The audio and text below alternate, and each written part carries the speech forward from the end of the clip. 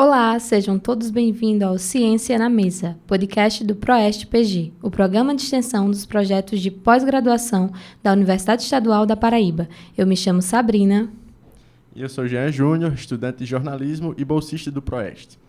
E no episódio de hoje, a gente vai falar sobre umas moradoras bem especiais do nosso planeta, as abelhas indígenas sem ferrão, também chamadas de abelhas nativas. E para agregar essa nossa conversa, esse papo que a gente vai ter aqui agora sobre essas queridas, a gente vai justamente trazer um melicultor que está por dentro, sabe de todo esse processo e participa da pesquisa que envolve elas.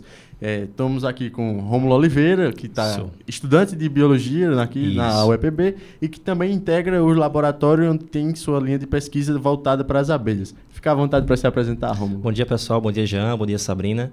É um prazer estar aqui com vocês, falar de uma coisa que eu acho que vai ter pano para manga, viu? É muita conversa. Né? Eu faço parte do Laboratório GEA, né? Integro, que é um laboratório que trabalha na perspectiva de educação ambiental, percepção ambiental, que é muito necessário quando se trata de abelhas.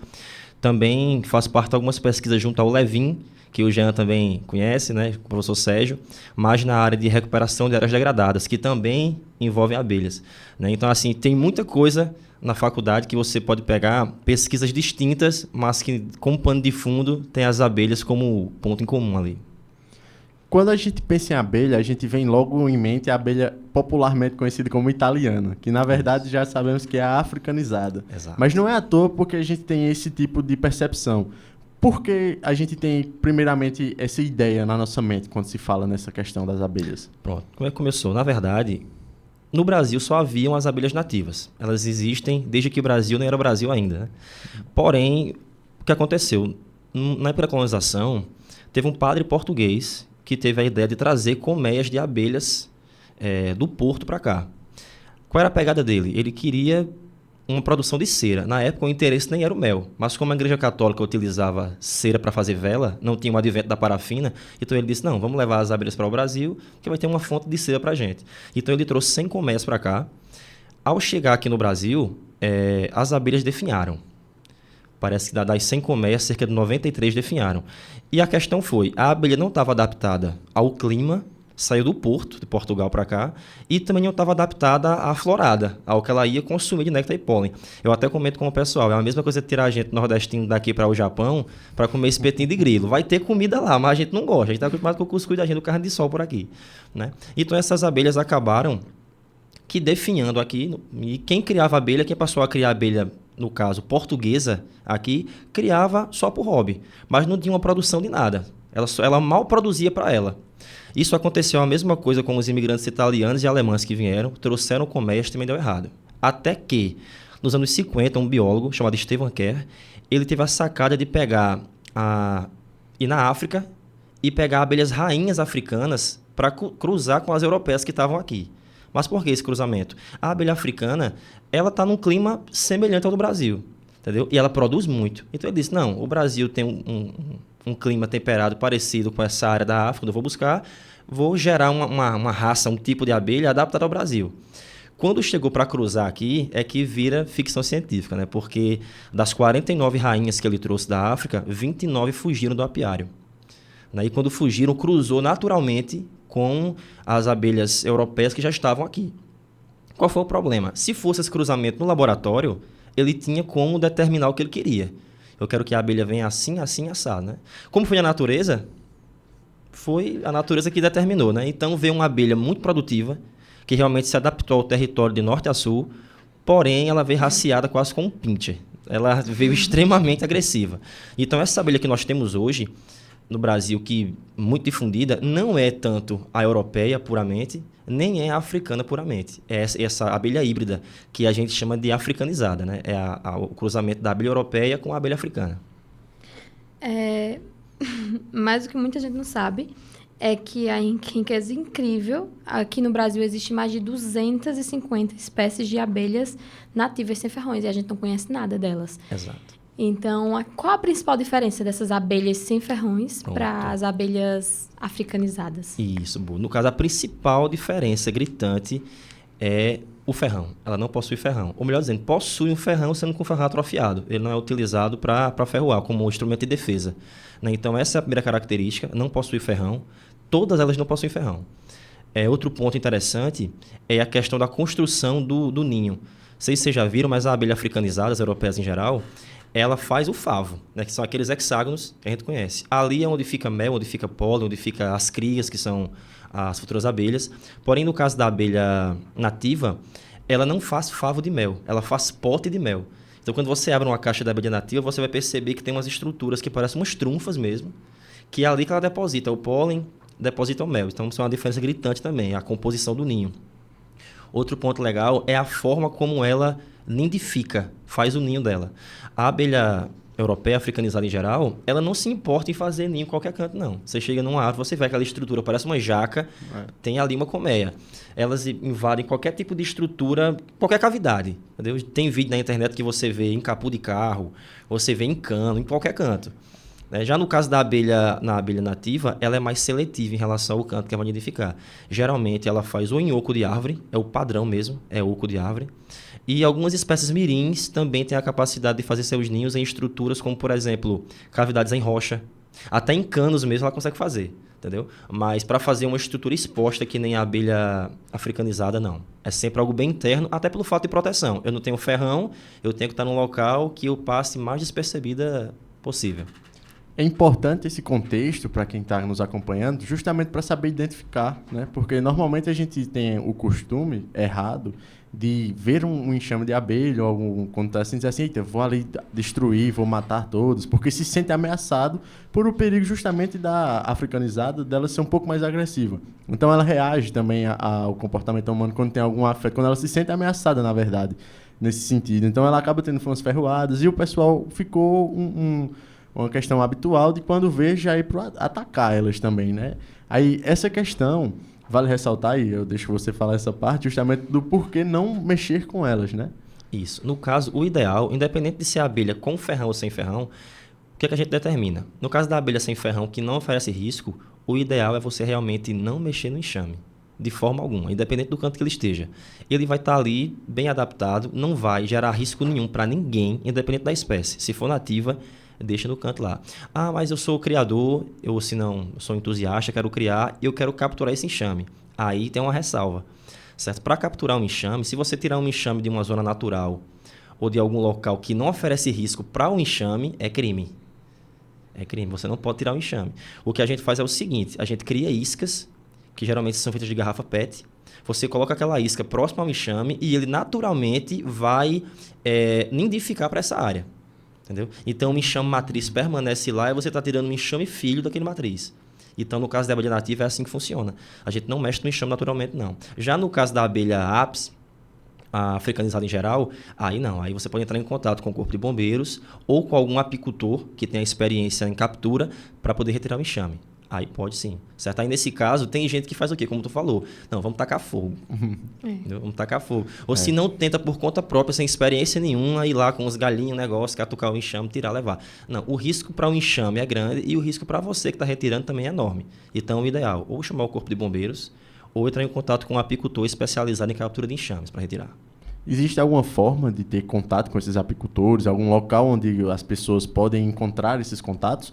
Ou é só através mesmo de alguns conhecimentos? Não, você colocando na internet, entrando no site das cooperativas, que tem bastante, tanto no estado como fora, tem muita cooperativa, que é a cooperativa de mel. Então, geralmente, tem os apicultores que já são ali especializados nesse tipo de serviço. Então, sempre tem um contato de um ou outro. No Instagram, se você colocar também a palavra apicultura ou extração, então sempre vai aparecer ali o contato de alguém que deixa já disponibilizado o contato para poder fazer a captura. Então não é algo difícil, não. O ideal é, de fato, não mexer sem experiência, porque, para ter ideia, além de todo o aparato para tirar o enxame, até horário tem. Não é qualquer horário que você pode tirar um enxame. Digamos que eu vou tirar um enxame, por exemplo, deu meio-dia. Tem umas abelhinhas aqui me incomodando, eu vou tirar. Aí você vai lá, pega uma caixa, captura a rainha, captura um monte de abelha, leva o enxame embora, meio-dia. Mas nesse decorrer de 5 da manhã, basicamente, até umas 6 horas da tarde, a abelha está indo e voltando direto. Está trabalhando. Então, quando ela chegar, ela nem vai encontrar a colmeia, nem vai encontrar a mãe, a mamãe, né, a rainha. Então, as que voltarem, que estavam no campo forrageando, buscando alimento, elas vão entrar num estresse imenso. E a chance da pessoa que está ali ser ferroada é grande, porque ela vai se estressar por não identificar o enxame. Então, até para se tirar o enxame tem o horário certo. É final da tarde, que é a hora que elas estão se recolhendo e não vão sair mais. Então, você está garantindo que quem está ali está todo mundo. Todo mundo está em casa. Então, até isso é importante ressaltar também, horário. Caramba, não sabia disso não. Para quem acontece um acidente, né? Teve um imprevisto, ou então um manejo errado, ou então até mesmo sem querer, passou por ferroadas e tudo mais. O que seria recomendado de primeiro para ela fazer nessa questão da saúde dela? Isso é importante, porque isso é muito determinado até pelo local da ferroada. Eu tenho uma amiga minha, uma limonicultora, deixa eu dar um abraço para ela, Jane, do Meliponária Biocatinga. A gente estava em Assunção semana passada, ela comentando comigo. Teve um caminhoneiro que levou uma ferroada, ele estava no caminhão, janela aberta, a abelha veio por pescoço. Pronto, uma ferroada foi o suficiente para ele ser encontrado morto. Porque pegou no local, próximo a muita veia, né? Jugular, então pegou aqui e pá, morreu. Já tem gente que leva uma série no braço de ferroada, na perna, pronto, vai escapar. Mas o ideal é, como você não sabe o seu nível de reação à toxina, então, trauma. Se for aqui na Redondeza, né? Se for em outros locais, você procurar ali o hospital que é especializado nessa área de atendimento de urgência. Porque você não vai saber o seu nível de reação à toxina. Né? E também a quantidade de ferroadas determina isso. Porque uma ferroada, às vezes, tu é super tolerante. Mas uma ferroada, tudo bem. Mas 2, 3, 4, 5, o acúmulo de toxina, teu corpo vai reagir diferente. Entendeu? Então, independente da ferroada, procura um órgão especializado, médico, para poder ser tratado.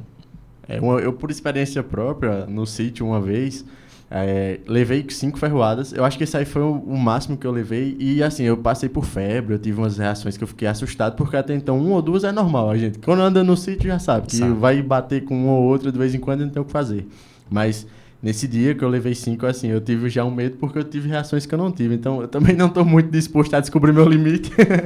Mas, enfim... É importante ressaltar também essa diferença, né, que já foi citada aqui algumas vezes, entre melicultor e apicultor, né, que é para saber justamente essa diferença entre as pessoas se nortearem quem é quem faz o quê. Então, explica para a gente um pouco. Pronto. Quem cria abelha com ferrão, que é a abelha apis, né, independente de ser italiana, africana, africanizada, ela é do gênero apis, certo? Daí vem o nome apicultura. Então, quem cria abelha com ferrão é apicultor. É aquele cara que vai usar aquela roupa, aquela indumentária toda, quase um astronauta, para lidar com a abelha. Né? Já no caso de quem lida com a abelha sem ferrão, que são do gênero Melipona, existem outros gêneros também, sendo que o gênero Melipona ele é mais difundido, então ele acabou fazendo parte do nome que dá origem à atividade. Então é meliponicultura. Então, ou seja, quem é apicultor trabalha com abelha com ferrão. Meliponicultor trata com abelha sem ferrão. A diferença básica é essa. Eu tenho uma dúvida. As abelhas, no caso, africanizadas e as abelhas sem ferrões, elas têm o mesmo papel na nossa biodiversidade, na nossa, nosso planeta, vamos dizer assim? Ou uma ajuda mais que a outra? Tem alguma diferença? Boa. Tem, porque é o seguinte, o pano de fundo geral delas é o mesmo, entendeu? O pano ecológico de polinização, de recuperar áreas que passaram por alguma degradação, esse papel é padrão delas. Porém, tem abelhas específicas para algumas culturas. Então, tem uma abelha que ela é mais específica para lidar com certo tipo de plantação. Tá bom? Um exemplo. A abelha jataí, a abelha mirim pequena, ela é muito utilizada por criadores, por quem cultiva morango. Porque ela tem facilidade em polinizar esse tipo de alimento. Então, onde tem geralmente muita morangueira, você vai ver essa abelha. Se colocar outra abelha, ela poliniza, mas não com tanta eficiência quanto a jataí. No caso do maracujá, tem a mamangava, entendeu? Que é uma abelha que, se não tiver mamangava, não dá maracujá. Pode estar pé de maracujá do tamanho do mundo, mas sem mamangava não tem como aquele pé florescer de fato. Então, o papel de fundo das abelhas é o mesmo, papel ecológico, mas que realmente tem abelha específica, muitas vezes, para cada caso. E no caso da competição entre a abelha nativa e a abelha apis africanizada, tem um ponto interessante. Assim, eu não sou contra a abelha apis, isso é bem claro, não sou contra a abelha apis. Porém, é nítido que na competição elas acabam que roubando muito do espaço da abelha nativa. Até porque a gente comenta muito, a abelha apis é um trator. Ela, entendeu? Ela tá para tudo e para todos. A abelha nativa, por ser mais sensível, ela acaba que perdendo espaço. Então, nossas abelhas perderam espaço tanto no que diz respeito para a abelha europeia, africanizada em geral, questão de pasto apícola, perdeu muito espaço de visibilidade, porque a partir do momento que os colonizadores trouxeram a abelha apis, né? Os nativos não tinham voz, não tinham vez. Então, o que era a cultura deles ficou escanteada. É tanto que até hoje muita gente não sabe que tem abelha sem ferrão no mundo. A gente chega nos cantos assim e procura. Já ouviu falar abelha que tem ferrão? Ô, gente, e arrancaram, foi? A frase é essa. Daí a importância do laboratório lá, do GEA, da gente fazer as palestras e oferecer cursos para as comunidades. Né? Porque, na verdade, você chega lá, o pessoal só conhece a abelha que tem ferrão. Ou senão a gente mostra foto de um bocado de abelha, aí o pessoal, ô, gente, pra mim isso era o besouro, é uma abelha, é? Ô, gente, pra mim isso era um mosquito, é uma abelha, é? Então, sempre o pessoal conhece, na verdade. Mas conhece, mas não sabe que era abelha sem ferrão. Entendeu? Então, a gente leva, assim, essa informação correta e desmistifica muita coisa. O que eu escuto de casa, por exemplo, não, tem uma tal bicho naquela árvore ali, assim, assim, assado, a gente foi lá, tacou o machado, tirou. Aí ele chega lá no coração. Entendeu? Porque a gente vê que muita gente maltrata, não é por mal, mas é por medo, falta de informação de fato. Mas voltando para a tua pergunta, o papel ecológico é basicamente o mesmo. Levando nessa questão das exposições, juntamente ao Levin e ao ProSPG, que realiza as mostras de pesquisa e extensão, vão também as abelhas em algumas delas para essas exposições. Como é a reação do público nesse quesito, assim, e relacionado também justamente com o laboratório de ecologia, né, integrativo? Sim, sim. É a melhor parte. Porque você mostrar uma coisa na teoria para o pessoal é uma coisa. Você mostrar as abelhas é completamente diferente. Então o pessoal fica fissurado. Aí, inclusive, ganha espaço para você ir jogando informação. Né? Então a gente leva os modelos didáticos. A gente tem modelos que são feitos por alguns artesãos, que são o processo de nascimento da abelha até a fase adulta, toda em madeira. A gente tem, por exemplo, uma caixa, uma colmeia toda em madeira, mas como se fossem os potes de mel e os ovos da rainha também em madeira, para o pessoal ver. Tem abelhas gigantes de madeira como modelo para ver como é o formato morfológico delas. Então o pessoal olha, já acha interessante a parte de madeira, já ganhou a visão do pessoal. Mas quando você fala, dentro daquela caixa ali tem um bocado de abelha, o pessoal, Então quando a gente abre a caixa, aí a reação deles é outra. Aí tudo aquilo que você explicou na teoria, você passa a mostrar na caixa. Olha, aqueles ovos que eu te mostrei ali, tá aqui. Entendeu? Os potes de mel que tá ali, tá aqui na caixa também. Então o pessoal passa realmente a ter mais uma empatia quando vê na prática mesmo. E isso é muito legal, é a melhor parte. É mostrar ao pessoal. Rômulo, qual a diferença do mel da abelha sem ferrão para o mel da abelha com ferrão? Maravilhoso. Olha, a diferença vai estar... Primeiro, a questão do mel, vamos falar o seguinte. Mel não é a mesma coisa. Tem gente que fala, eu provei mel, mel tem esse gosto. Não, mel não tem esse gosto. Mel tem uma infinidade, uma paleta gustativa enorme. Entendeu? Então, inclusive, se você provar um mel hoje, que uma abelha produziu ali, e daqui a 6 meses você ir na mesma caixa e você coletar mel de novo, é da mesma caixa, da mesma abelha, não vai ser o mesmo sabor. Porque a flor mudou, a estação do ano mudou, então ela produzia um mel de outro néctar, então já mudou tudo. Também, então, o padrão de mel sempre vai mudar. Já em relação à diferença da nativa para a europeia, é o seguinte: das 200 e poucas espécies que você citou, cada uma vai ter um mel com sabor diferente, independente da florada. Simplesmente porque a abelha é outra espécie. Porque, como no caso, o mel é o néctar com enzima salivar também, tem esse processo, então cada abelha tem sua própria estrutura fisiológica que vai deixar sua característica presente naquele mel. Então o sabor muda, a viscosidade do líquido muda, aroma, cor. Tem mel que você olha, o pessoal fala, aquele mel ali é mais amarelinho, é puro, aquele é mais clarinho, é falso. Não, tem mel que é quase translúcido. Tem muito clarinho, mas é mel puro. Mas a abelha tem a característica de fazer um mel mais translúcido. E talvez a florada que ela pegou também dê essa característica ao mel.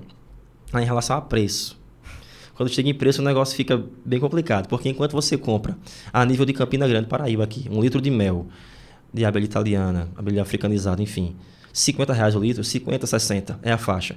Você não encontra nenhum mel da abelha nativa abaixo de, na média, 150 o litro. Entendeu? É muito caro. Aí, o que justifica o preço? Ela produz menos. É um mel que, em questão da propriedade medicinal, já tem mais estudos que apontam que ele tem uma riqueza proteica, nutritiva até maior em certo ponto. Então, isso acaba agregando valor ao mel da abelha nativa. Então, realmente, a questão do preço dá uma variação grande. Em relação ao sabor, também a variação é maior ainda. Muito. Você, como criador, vai saber responder como é que faz a alimentação dessas abelhas sem ferrão. Tipo, você mesmo faz, ela fica num canto para ser exposta e ela mesmo procura o que se alimentar ou vocês que têm que alimentar ela? Legal. No padrão de criação, o ideal é a abelha ter pasto apícola. Ela tem um local para sair e ela buscar néctar e pólen. Então a gente sempre fala, quer criar abelha? Planta para abelha. Você quer ter uma criação, coloque em um local que você saiba que ela vai ter alimentação. Então o padrão é ter alimento para ela. Porém, o que é que acontece? Chega a época do ano que talvez não vai ter florada, inverno. A gente está chegando aqui no inverno agora. Quem tem abelha aqui já sabe que ela não vai parar para buscar alimento, ela não vai encontrar. Se a caixa estiver muito forte, ela estocou muito mel na estação passada, o que é que acontece? Ela vai conseguir manter o enxame só se alimentando da reserva. Tudo bem. Mas nem toda caixa de abelha vai conseguir essa proeza de ter alimento para o inverno todo. Então, para você não correr o risco de afracar tanto a caixa a ponto de perder o enxame, então a gente vai entrar com alimentação externa. Essa alimentação externa tem várias receitas, mas eu vou dizer as duas que são mais padrão. É fazer o xarope para a abelha. A xarope nada mais é do que água e açúcar, tem uma quantidade específica que você mistura ali e você coloca nos potinhos dentro da colmeia. Então ela vai se alimentar daquele xarope, entendeu? Que vai substituir o mel. E também tem alguns criadores que fazem o bombom de pólen. Compra pólen, mistura ali com mel e com mais alguns produtos e forma uma espécie de brigadeiro e coloca dentro da colmeia. Ela vai começar a raspar, vai começar a consumir aquele pólen, que é para substituir o pólen também que na natureza ela não vai encontrar. Então, você faz isso. Porém, um criador que está alimentando suas colmeias, ele não pode tirar o mel para venda. Até porque ele vai estar vendendo o quê? Xarope de açúcar e não mel. Então, isso é bem, bem importante. Se a caixa foi alimentada com xarope, não pode ser vendido mel. O ideal do padrão da pessoa honesta é não vender o mel, porque vai ser um mel adulterado. Também, então, geralmente quem fala alimentação desse tipo, faz para multiplicar enxame. Se você pegar muito xarope, tacar xarope no enxame, tacar pólen, ela vai ficar tão forte, vai crescer, vai desenvolver. Dali você pode, como a gente fala, passar a faca e dividir o enxame. Então, a alimentação é algo que quem mais faz é quem não trabalha tanto com mel. É aquela pessoa que trabalha mais vendendo enxame, ele vai multiplicar mais fácil. Já o criador que é focado na venda de mel, ele evita ao máximo a necessidade de uma alimentação desse tipo artificial, externa. O mel, além desse destino também alimentício, ele tem alguma outra utilização, por exemplo, farmacêutico ou em outras áreas? Nossa, muito, muito. A gente costuma ver o mel. E aqui o mel, a gente, quando fala em mel, a galera não fala em mel nem como alimento. O pessoal tem mel como, sei lá, um composto utilizado só como sobremesa, sei lá. Mas mel é alimento puro mesmo. Quem bem soubesse, tinha mel no café. No café da manhã. Quem bem soubesse, mantinha ali uma quantidade de mel para tomar de manhã, que é o ideal. Porém, além dessa questão nutritiva, o mel é utilizado hoje em dia na gastronomia de forma muito larga já. Até porque, como cada mel tem um sabor, então os chefes aí da vida, esse mel aqui vai ser bom para isso. Esse aqui vai ser um bom acompanhamento para tal prato. Então, já tem gente que trabalha com essa linha de pesquisa, de encontrar um mel ideal para cada prato que vai montar. Outro ponto interessante é a questão do uso farmacêutico. Nossa, tem muito estudo que já aponta. O mel é anti-inflamatório, é antioxidante, é antifúngico, é antibacteriano, ou seja, existe uma série de utilidades para o mel. Isso aqui é estudo básico. Estudo mais avançado mesmo já tem utilizando proteínas que se isolam do mel para tratamentos específicos. Também, aí vale salientar, a gente está falando do mel, mas a colmeia produz, além do mel, muita coisa que é tão rico quanto o mel, se brincar, mais rico que o próprio mel. Então, a abelha produz, além do mel, própolis, que é uma riqueza. A abelha produz, tem o própolis, tem o geoprópolis, né? Também o samburá. O que é o samburá, gente? O samburá nada mais é do que a abelha. Ela coleta o pólen da planta, armazena nos potinhos que eu falei, e ela vai misturar aquele pólen com a enzima salivar dela, e a mistura da saliva da abelha com o pólen dá origem a esse composto que é o samburá. É uma pastinha. Né? Faz de conta que vocês estão vendo como se fosse um biscoito creme caco todo amassado com um pouquinho de água para ficar úmido. Bom, a consistência é aquela. E é riquíssimo. Hoje em dia o pessoal já vende, inclusive, o pólen desidratado para imunidade, para aumentar a imunidade, no básico. Mas já é utilizado, tem estudos que usam o samburá, não só o samburá, mas o própolis também, para tratamento de infecções hospitalares, por exemplo. Então, a escala de uso farmacêutico e também de cosméticos com mel, menino, que você vê hoje de shampoo com mel, condicionador com mel, máscara de rosto com mel, é muita coisa. Então, é um nicho enorme. Eu mesmo não fazia ideia, até porque o própolis, como você citou, é uma das coisas que eu uso quando eu tô realmente com algum problema de garganta. Sempre tem aquele spray de própolis. Exato. Eu uso muito aquilo, eu não sabia que era das abelhas. Não, e o incrível é que é o seguinte, a gente utiliza que é para, no caso ali, a gente aliviar a dor, né? Alguma bactéria que está ali gerando aquela inflamação. A abelha usa o própolis para a mesma coisa. É incrível. Porque como é que acontece? A abelha tem lá a colmeia. Se você perceber, ela vai usar o própolis, ela vai formar o própolis só para vedar a caixa. Então, no canto que ela vê que tem uma fresta de luz ou de vento, ela vai lá e taca própolis. Ela vai recolher o material que a origem é vegetal, resina realmente ali de árvores, e monta o própolis. Mas com a finalidade de colocar justamente esse produto para vedar. Ela podia usar somente cera. Mas não, na verdade ela coloca o própolis porque o própolis serve para evitar que bactérias e fungos entrem na colmeia. Ela está protegendo igual a gente está protegendo a garganta. Então ela veda para evitar que qualquer micro-organismo nocivo possa invadir a colmeia. É para isso que ela usa o própolis. É muito interessante a gente observar essa construção, porque a partir disso aí a gente gera as pesquisas, né? Que daí onde é que vai ser estudado e são formados os produtos desenvolvidos que vão servir à população em determinado momento, por mais que às vezes elas nem saibam, como eu fui exemplo, de que se origina disso. A questão da extração desse tipo de componente da colmeia ali, como se dá esse processo sem que atrapalhe necessariamente a vida delas naquele ambiente? Ah, legal. Tipo, antes de citar a questão da extração, é interessante que tem criadores que fazem o seguinte, ele verifica um enxame que tem mais propensão ali a gerar mel. Então, ele começa a observar aquele enxame. Quando ele for fazer os cruzamentos, ele vai também utilizar outra colmeia, que também tem aquela predisposição genética, e assim tem abelhas que vai fazer muito mel e pouco própolis. Então, se o foco dele for mel, ele vai começar a selecionar aquela genética própria para mel. Do mesmo jeito para cera. Ele viu que uma abelha produz muita cera, ele vai fazer os cruzamentos para manter aquela genética também, com o própolis também. Então, primeiro, o criador sempre determina, né, a genética melhor para fazer a extração. Em relação à extração em si, no caso do mel, como são potinhos, geralmente é seringa. Então, o pessoal fura o potinho lá e puxa com seringa. Porém, para se fazer essa extração, o que é que acontece? Tem que ter uma caixa adequada. Entendeu? Se você for abrir o enxame, estressar o enxame e mexer de todo jeito, você acaba ou matando a abelha, estressando a abelha, e o mel não sai tão limpo. Então, hoje em dia já tem caixas, como é o caso da caixa IMPA, que no caso o nome da caixa é Fernando Oliveira, que é quem desenvolveu, sendo que ficou famosa como IMPA por causa do Instituto IMPA.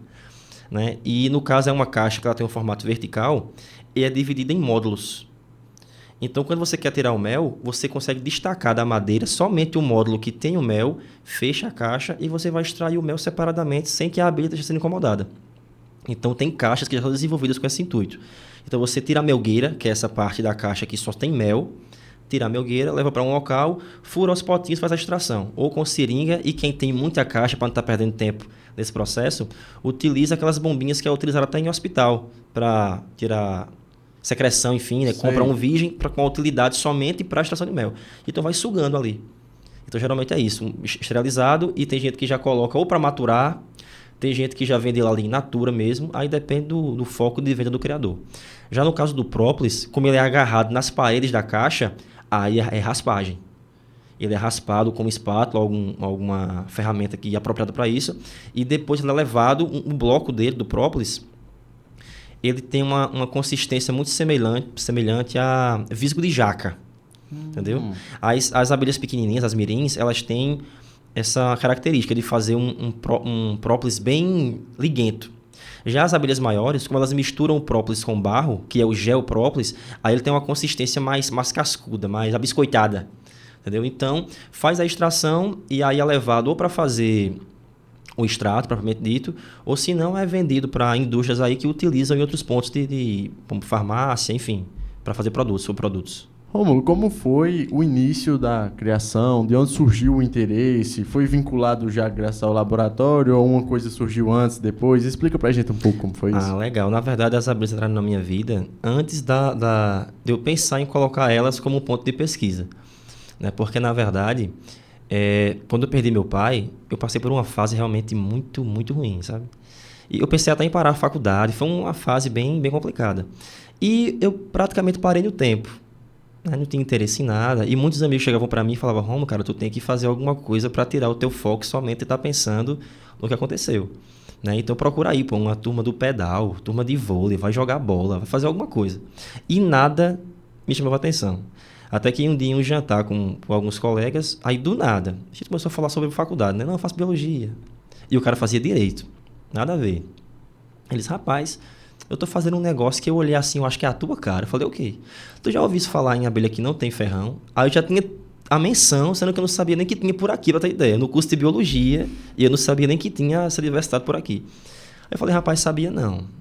Ele disse, vou te apresentar. Aí mandou pra mim os vídeos no WhatsApp. Quando eu vi a primeira imagem, ele disse que negócio interessante. O cara provando mel na seringa, tirando da caixa, colocando... Negócio legal. Aí entrei em contato com o criador, que ele me passou o contato. Olha, esse cara aqui na Paraíba tem, Campina Grande. Esse cara me atendeu, parecia que me conhecia há anos. Venha conhecer, vem aqui e tal. E eu fui, sendo que eu fui naquela, tipo, não, é um passeio, algo, né, bem casual. Mas quando eu cheguei lá, que eu tive contato com elas mesmo, aí foi como se uma chave virasse na minha cabeça. Foi uma experiência incrível. O fato de você abrir a caixa, de você ter contato com elas, provar o mel, sentir o cheiro. Ele passou mel na minha mão, eu parei assim, elas vinham, pousavam em cima, a vibração da abelha e tal. Uhum. Então, foi algo que me ganhou. Eu falei, não, eu sei o que eu vou fazer da minha vida. Eu quero investir nisso aqui. Aí eu passei a criar como hobbyista. Né? Levei caixa para minha casa, montei um espaço só para elas e todo dia eu ia lá. Tinha dia que eu não tinha nenhum serviço para fazer, mas eu ia só para ficar escorado assim e ver elas trabalharem, entrando e saindo da colmeia. Então, me ajudou muito emocionalmente. Eu digo que me curou. Inclusive, hoje já tem até uma linha de pesquisa também, que é a melipoterapia, inclusive. Que são pessoas que são levadas para ambientes que tem muita abelha só para ter ali aquele contato com a natureza, passa por uma série de experiências e a pessoa sai dali leve. Né? Então, eu acho que eu passei por esse processo sem nem saber que estava passando. Né? Então, depois que eu percebi a capacidade que elas tinham realmente de utilização dentro da biologia de fato, eu disse, rapaz, eu não vou perder tempo não, eu vou levar isso para a faculdade. Eu estava sem uma linha de pesquisa ativa ainda, então eu disse, não, vou procurar saber. Aí fui procurar o orientador, foi quando eu conheci o professor Adriane, que comprou a pesquisa basicamente, né? Que não era também a área dela, mas eu disse, não, do jeito que eu me apaixonei, eu vou fazer essa mulher se apaixonar também. Aí levei ela para conhecer, falei, enfim, entrou junto. E quando a gente começou a pesquisar, aí foi que eu passei a ver de fato a dimensão do que poderia ser feito. Porque a princípio eu pensava que ia trabalhar somente com a parte da educação ambiental. Mas quando você começa a ver a utilização dela para recuperação de solo, de áreas degradadas, a utilização do mel, do própolis, o que pode ser feito em parceria com farmácia, com a equipe de química, então abre um mundo. Então a minha entrada nas abelhas foi como hobbyista para me curar emocionalmente e acabou se tornando linha de pesquisa para a vida, com certeza. Até eternizei, né? Eternizei elas aqui, né? Fazem parte agora realmente para... Para quem está acompanhando no Spotify, ele tem uma tatuagem no braço que tem Tem os hexágonos, que são a colmeia, né? Isso. E eu acabei eternizando também uma abelhinha aqui. Diretamente relacionado com o Levin, que tem essa questão, como é que a gente deveria se portar hoje em respeito às abelhas nativas de acordo com a importância que ela tem na reconstrução da caatinga, né? Da questão do meio ambiente. Sim. O professor Sérgio Lopes, ele tem desenvolvido um trabalho magnífico com isso, né? Ele também também acabou agregando muito ao projeto. O que é que acontece? Existem áreas que você percebe que elas estão com a vegetação degradada e quando você vai olhar é justamente áreas que estão em déficit com abelhas. Entendeu? Você chega para conversar com os moradores, não, meu pai dizia que via tal animal aqui, tinha tal abelha aqui, a gente tirava tal mel ali e hoje não encontra mais. Então, geralmente é quase que um padrão. Você vê uma área degradada e você sabe que é uma área que antes tinha bastante abelha e hoje não tem mais. E as abelhas têm essa capacidade de recuperar. Então, quando você leva abelhas de novo para esse local, lembrando que não é qualquer abelha, isso é até um tempo para ser debatido também, você levar a abelha específica daquele bioma para ali, o que é que acontece? Acaba que a abelha vai começar a polinizar, ela vai começar a montar ali os seus nichos de atuação e não só o solo, a vegetação começa a florescer mais. Em decorrência disso, o solo também enriquece porque a vegetação também está enriquecendo. Então, é uma cadeia. Entendeu? Então, hoje em dia, o simples fato das abelhas estarem presentes em um certo local garante a melhoria da natureza ao redor. Inclusive, isso é utilizado hoje num processo que a gente chama de polinização migratória. Tem pessoas que hoje alugam colmeias. Entendeu? Você tem uma plantação, por exemplo, tu tem 1000 pés de café. Tu tem uma produção X. mas tu está pensando em ampliar a tua produção de café, mas tu não tem espaço para botar um pé de café a mais, nada. Então você entra em contato com o criador de abelhas, ele vai levar colmeias para o teu cafezal, espalha no cafezal ali as colmeias, e só o fato das abelhas estarem ali presentes, polinizando, aumenta a produção de café em quase 40%, sem plantar um pé a mais. Então, para você ver como o processo de polinizar delas enriquece o local e acelera o processo de crescimento. E quem sai ganhando com isso? Sai ganhando o dono do cafezal, que vai ter mais café, e o dono da abelha ganha em dobro, porque além de ganhar o aluguel da colmeia, vai levar para casa ali as caixas toda abarrotada de mel, feito de néctar de café, para vender depois. Então, é muito lucrativo, tanto para o fazendeiro, mas principalmente para o criador de abelha. Falando num contexto social geral, qual é a importância da população saber lidar com essas abelhas para que tenham também um equilíbrio, né, ambiental delas? A população em geral, o que é que acontece? O pior defeito hoje, não defeito, o pior déficit realmente que acontece é o fato de não entenderem o que é a abelha sem ferrão e acabam que prejudicando elas. Prejudica em que sentido? É você, tipo, realmente matar a abelha por falta de conhecimento. É você ver uma abelha ali, tipo, não, eu não vou matar a abelha não, mas eu vou tirar ela daqui. Tem gente que pensa isso, tipo, ó, eu não sou contra a abelha não, vou matar a abelha não, mas eu vou tirar daqui e vou levar em outro canto. Aí pega a colmeia, de todo jeito, sem saber, leva para outro canto e deixa lá. Você prejudicou do mesmo jeito. As abelhas que estavam fora não vão encontrar mais a casa. A depender do local que você colocar, você pode ter deixado mais exposto a predador. Em um local, porque para a abelha a luminosidade é bem importante. Então você pode ter deixado a colmeia numa posição que para ela não é favorável em relação ao sol, um local que vai estar dando ali exposto a ventos fortes, a chuva. Então você prejudicou do mesmo jeito. Você pensou que ajudou, mas prejudicou.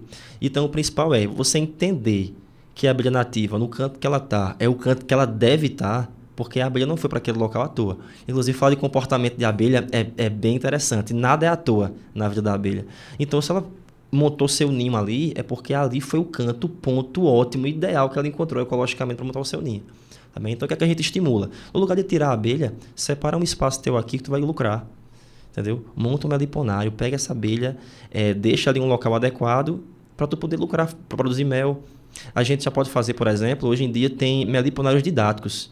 Então, tem muita abelha em um local, você convidar as pessoas para conhecer. Então, já tem pessoas com parcerias com escolas, com faculdades, só para conhecer. Então, você cobra ali um certo valor X. Para conhecer o meliponário, ter uma experiência com abelhas nativas, é tanto. E a pessoa vai lá visitar. Além de você estar lucrando, você está passando a informação para pessoas que não conhecem.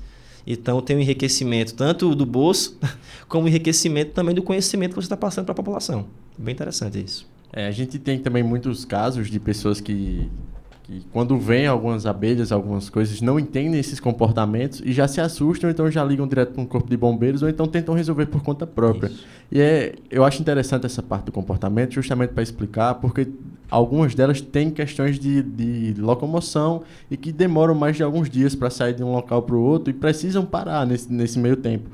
Então, também é importante explicar, e aí eu peço que você fale um pouco mais sobre isso, sobre essa questão, né, delas, para quando o pessoal vê à primeira vista assim, eita, tá chegando um monte de abelha, tem que fazer alguma coisa, primeiro entender se é realmente para ficar ali ou se é só uma passagem, alguma coisa rápida, e deixar elas seguir o fluxo, porque elas precisam também dessa caminhada do descanso, enfim. Interessante. A abelha nativa, ela dificilmente, quase nunca, ela vai migrar. O que é que acontece? Quando um enxame está muito forte, o que ele vai fazer é enxamear. E o que é o processo de enxameação? Tem uma caixa muito grande numa árvore, o enxame está enorme, a ponto de não caber mais. Então, a própria abelha, ela vai identificar que o espaço está muito apertado e o enxame vai liberar o que a gente chama de abelhas batedoras, que são operárias que vão voar ali a redondeza para encontrar outra cavidade livre. Então, quando ela identifica uma cavidade dessa, que ela vê, aqui vai caber um novo enxame, ela volta, passa a informação para o enxame e essa parte de comunicação é fantástica. Então, tem técnicas que ela utiliza para poder passar a informação e parte do enxame vai migrar para esse novo local. Quando eles migram, já com o local certo, não é à toa, já vai com o local determinado, porque a batedora já identificou, eles já levam uma princesa fecundada, que é quem vai ser a futura rainha do enxame. A rainha matriz, no caso da abelha nativa, ela não sai da caixa original. Ela permanece no enxame que já era a mãe, o enxame mãe. No caso, quem vai para o novo enxame vai ser as operárias alguns zangões e uma princesa fecundada que vai dar origem aos ovos. Vai virar rainha, né? E vai começar a colocar ovos. No caso da abelha nativa é assim. Já no caso da abelha apis, elas têm sim a mania de migrar levando a rainha. Elas fazem migrações, né? E aí é interessante tomar cuidado, porque numa dessas viagens, você topar com um enxame, às vezes pode gerar sim acidente. Então, às vezes você está num canto, você vê aquela nuvem passando. Enxame enorme e dá medo. Dá medo porque o risco realmente não é que elas vão atacar à toa, mas natureza é natureza, você não sabe o que pode acontecer, ela topar por você de frente, algo do tipo, como acontece, a gente tá em carro e o enxame passar na frente do carro, ela até bate algumas no vidro ali, se tiver o vidro aberto e algumas entrarem, vai gerar um acidente feio. Então, no caso de você ver um enxame migrando, o ideal realmente é deixar o enxame migrar, não tentar interferir e manter a maior distância possível. Porque elas vão passar, estão buscando algum espaço e elas estão num momento muito estável. A migração para elas é estável, é estressante. Então, para você evitar que um bicho estressado tenha contato com você, deixa passar livremente lá, deixa-se embora. Elas param em algum local e depois saem dali? Tipo, acontece de parar. Não é tão padrão. Elas preferem, tipo assim, fazer uma viagem só, locomoção e ir. Mas acontece de parar, sim, em algum local. Aí a rainha tá com eles. No canto que a rainha tá, eles ficam. Então, no canto que a rainha for carreada, eles vão seguir caminho também. É tanto que tem vídeo de pessoas que estão em certo local, a rainha pousa, aí o cara fica repleto de abelha. Eu vi um vídeo estranho. Agora o cara soube manter a calma, né? Ele ficou paradinho lá, andava pra... Foi na praia isso. Andava para um lado, andava para o outro, e as abelhas não saíam de cima dele. Enquanto a rainha está lá. Porque é questão de cheiro. A gente está conversando aqui, utilizando a voz, no caso, para as abelhas, tudo é feromônio, gente. A comunicação delas, em geral, tudo é feromônio. Então, vocês já viram quando, por exemplo, alguém está mexendo com uma abelha com ferrão, acontecer de dar aquelas fumaçadas? Pega um negócio com fumaça e taca fumaça. Sim. Isso é muito padrão, às vezes, quando tem algum enxame, alguma coisa, o pessoal, às vezes, não ir com o fogo direto, mas sim com a fumaça. Com a fumaça. Aí tira. Aí depois, Isso. quando elas se afastam, vão lá no enxame e tiram de lá, jogam fora para poder eles não terem onde ficar. Eu já vi muito, eu já presenciei muito isso. Aquela fumaça é o seguinte, quando o apicultor abre a caixa, a rainha vai dar o sinal. Tem um malandro aí abrindo a caixa, vamos expulsar esse caboclo. Então ela dá o sinal para as operárias atacarem de fato.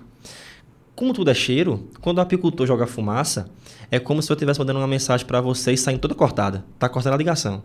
Então as operárias ficam buscando ali o aviso da rainha, mas não encontra nada. Isso atordoa elas. Então o apicultor tem mais facilidade de mexer porque elas não estão concentradas no ataque. Entendeu? Então é só um corte de comunicação. No caso da abelha nativa, acontece também essa questão do feromônio. Mas, por exemplo, a gente pede muito para quem vai visitar locais que tem abelha nativa, passa perfume não. Entendeu? Quando você escuta essa frase, passa perfume não, é porque, na verdade, como tu vai ter contato com enxames abertos, para você o cheiro pode ter ido embora. Para elas está fortíssimo. Entendeu? E isso acaba que incomoda elas, atrapalha. Se você for abrir uma caixa mais nova, que a rainha não está tão forte ainda, pode atrapalhar até o desenvolvimento dela em geral. Então, para as abelhas em geral, tudo é cheiro. Até na escolha da próxima rainha, quem determina também é o cheiro dela. Entendeu? Tudo isso é determinado pelo cheiro. É bem interessante. Comportamento de abelha em geral, envolvendo a questão do cheiro, é algo incrível. Muito bom. Como é o dia a dia de um meliponicultor, o manejo das abelhas, o que precisa dos processos que são realizados ali? É tecnicamente simples. Eu costumo falar que criar abelha é mais prazeroso do que trabalhoso. Porque, na verdade, é um animal que não suja. Inclusive, suja, mas faz a sua própria limpeza. Eu tenho abelhas determinadas na colmeia para fazer sua limpeza, gente. É incrível. As operárias, elas se dividem em 4 subdivisões. Tem as operárias que são nutrizes, né, que é só quem cuida ali das larvas. Tem as faxineiras, que são aquelas que só fazem a limpeza da colmeia. A abelha que morreu dentro da colmeia, morta, vai lá fora. Ovo que está ali, que não está sendo utilizado, fora. Resto de... os dejetos mesmo, fezes, para fora, elas limpam.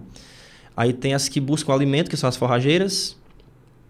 E tem as abelhas que são as seguranças, que ficam na porta da colmeia fazendo só a segurança.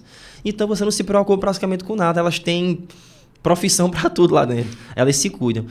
Qual é o cuidado que você tem que ter com as abelhas? É o ambiente que você vai colocar elas. Então você garantindo que o seu meliponário é um local que as caixas estão protegidas da chuva, estão protegidas do vento forte, e estão em um local que o sol não está incidindo direto na caixa, elas têm que ter luminosidade, elas têm que ver que o sol nasceu. Mas debaixo de uma varanda, por exemplo. para não o sol não ter incidência diretamente na caixa, porque vai afetar na temperatura da caixa. E como tudo lá dentro, mel, cera, acaba que ia prejudicar o desenvolvimento delas. Então, você garantindo a segurança do ambiente e garantindo evitar predador, como assim predador? É normal você ver que formiga ou alguns insetos tentam ter acesso às caixas.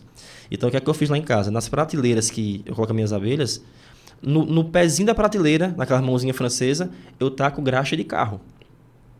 É uma técnica besta, mas que ajuda. Porque a formiguinha vem pela parede e quando tenta passar a prateleira, ela tem um impedimento da graxa ali.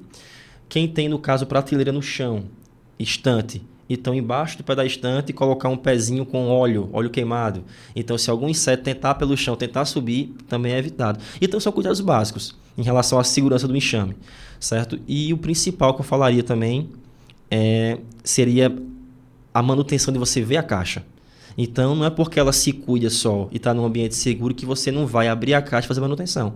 Você tem que abrir. Então, pelo menos ali, dependendo da quantidade de caixa que você tiver, uma vez por semana, você ir lá, vou abrir a caixa, você enumerar as caixas. Hoje eu vou abrir a caixa 1, 2, 3, 4, 5. Então, você vai lá, ver como é que está a saúde do enxame, se a quantidade de mel está boa, se a quantidade de pólen está boa.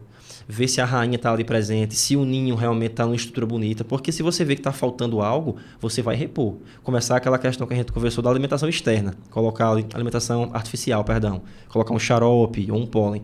Porque tem gente que esquece a abelha tanto tempo que quando vai abrir, eita, a caixa definhou. Eita, a abelha morreu.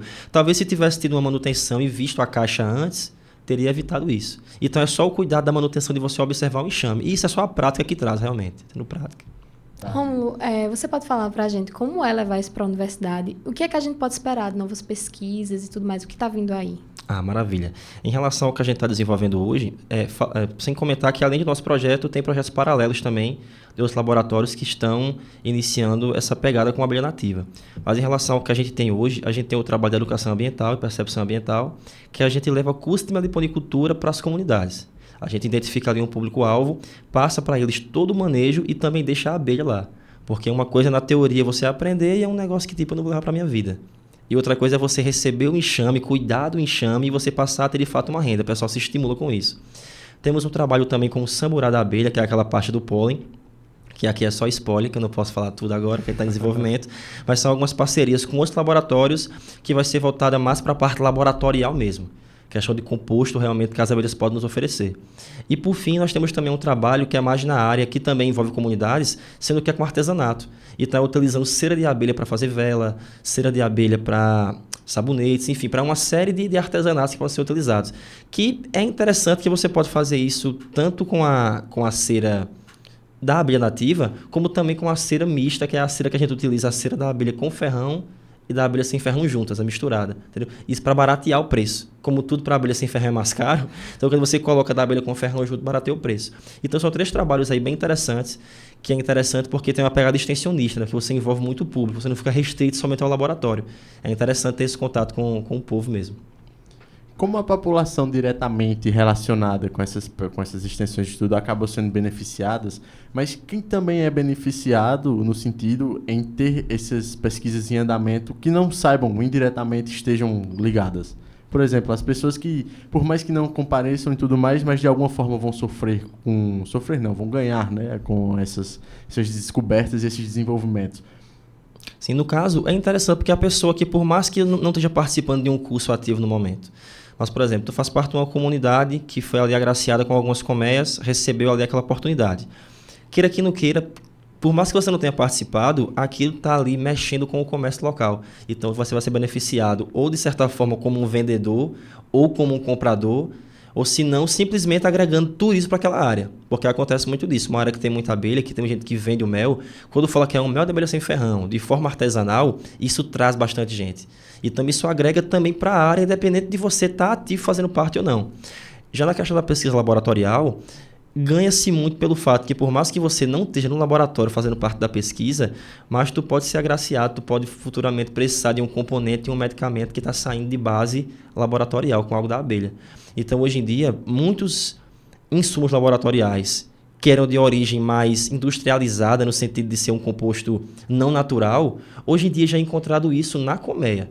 Então você substitui por um componente que realmente que é natural, isso barateia o preço e a pessoa, o cliente final que está precisando é que é beneficiado. Porque vai chegar para ele de uma forma natural, mais barata e algo que realmente a gente sabe que é sustentável, que é o principal. Então, independente de você estar fazendo parte do público realmente que está participando, de certa forma ramifica para as pessoas que também fazem parte da comunidade no geral. Rômulo, eu tenho uma curiosidade. Quando uma rainha, ela morre numa colmeia, como é que eles fazem para fazer a substituição? Você falou que é pelo cheiro, né? Isso. Aí como é que eles fazem para fazer essa substituição de rainha? Pronto. É uma das áreas mais interessantes em relação à meliponicultura, a apicultura também, mas focando nelas, o que é que acontece? Imagina uma colmeia muito forte que a rainha morreu. Também vai ficar um tempo sem rainha ali. Como é que acontece para a nova rainha nascer?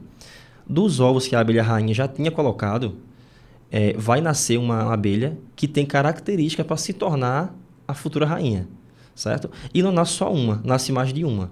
A gente vai chamar essa abelha de princesa. Ela vai ser uma futura rainha, porém não foi fecundada ainda.